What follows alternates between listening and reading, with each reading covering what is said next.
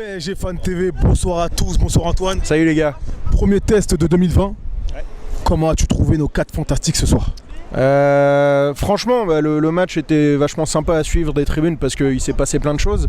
Maintenant, il y a vraiment, c'est une analyse contrastée quoi, parce qu'il y a vraiment du bon et du pas bon du tout quoi. Donc il y a beaucoup de choses dont il faut parler ce soir. On va commencer par le pas bon du tout, si tu le permets. Je dirais, franchement, le 4-4-2, on est tous d'accord que c'est la seule façon d'aligner les 4 fantastiques.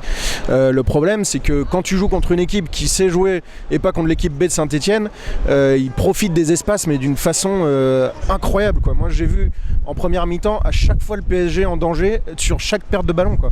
À chaque fois que les Monégasques récupéraient, on avait des boulevards derrière et franchement ça fait peur dans l'optique de Dortmund, de la Ligue des Champions quoi, parce que si on joue comme ça et qu'on laisse des joueurs largement meilleurs que la moyenne des équipes de Ligue 1 avec de tels boulevards devant eux, ça peut faire vraiment mal.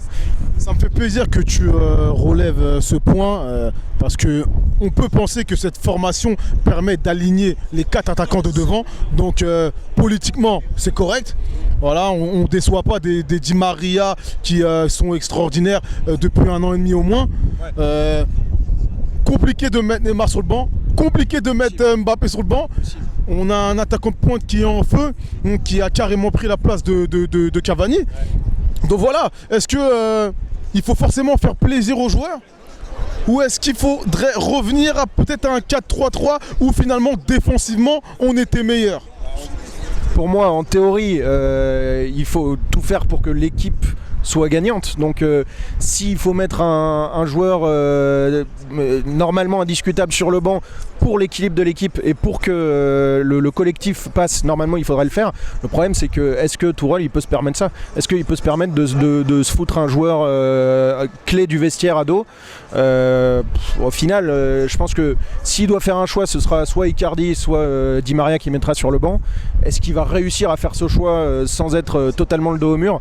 Honnêtement, j'en doute. Mais quand tu vois des matchs comme ça, tu te dis qu'au milieu, on est quand même léger et sur les côtés, c'est dur, quoi. Donc, je suis curieux de savoir ce qu'il va faire et de toute façon, il n'a plus le droit à l'erreur. C'est une bonne question et j'espère qu'on aura quelques réponses sur ce mois de janvier.